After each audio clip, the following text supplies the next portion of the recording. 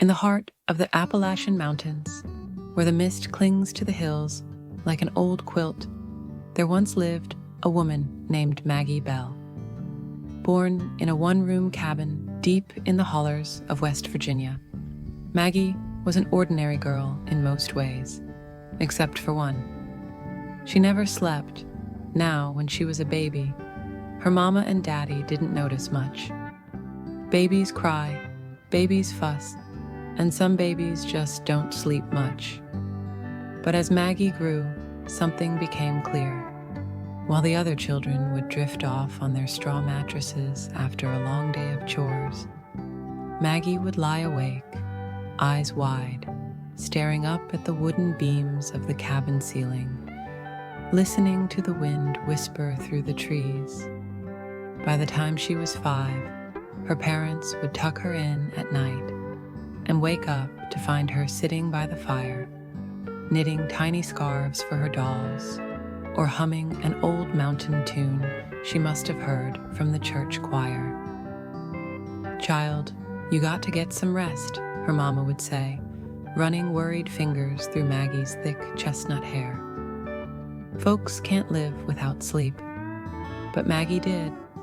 Years passed, and while the rest of her family lay in bed, Maggie spent her nights reading by lantern light, rocking on the front porch as the crickets sang, or watching the moon rise and fall over the hills. Her daddy, a coal miner who woke before dawn each day, would find her sitting at the kitchen table, peeling apples before the rooster even thought about crowing. "You ain't tired?" he'd ask. "No, Daddy," Maggie would smile. "I feel just fine." And she did. She never grew drowsy, never yawned, never needed to rest her eyes, not even for a minute.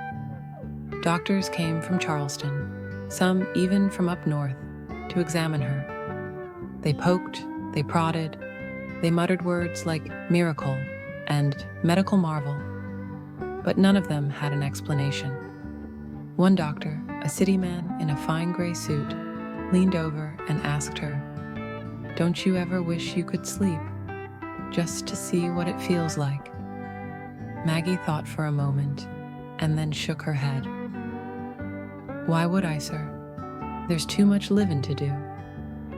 And that's exactly what she did. While other folks spent a third of their lives dreaming, Maggie spent every moment awake, soaking in the world around her. She became the best storyteller in town, her words woven together like the handmade quilts the women stitched at the general store. She learned to play the dulcimer, the fiddle, and the banjo, mastering each one with the patience of someone who had all the time in the world. She never married, though not for lack of suitors. Plenty of men from the mountain tried to win her heart. Coal miners, preachers, even a traveling salesman who promised to take her to see the great cities of the world. But Maggie always laughed and shook her head. "Why would I leave these hills? They never sleep, just like me." She lived a long, full life, outlasting her siblings, her cousins, and even her childhood friends. People in town would say, "Maggie Bell has seen more sunrises than any person ought to." And maybe that was true. One evening, well into her 90s, Maggie sat on her porch, rocking slow, watching the fireflies dance along the treetops.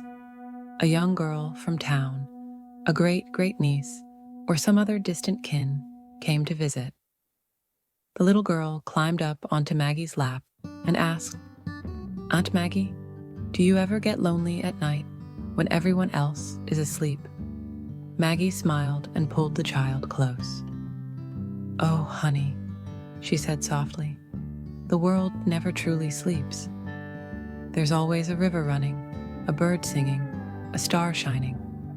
If you sit real still and listen, you'll find there's always someone to keep you company."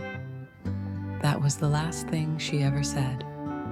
The next morning, when the sun rose over the mountains, Maggie Bell's chair was still rocking, but she wasn't there. No one ever found her, not in her bed, not in the house. Some folks said the mountain finally took her in, that the trees carried her off into the hills, whispering their secrets in return for all the nights she had listened. Others said she simply walked into the mist, becoming a part of the land she had loved so dearly. But one thing was certain: somewhere, beneath the same sky she had watched for nearly a century, Maggie Bell was still awake. And maybe, just maybe, she always would be.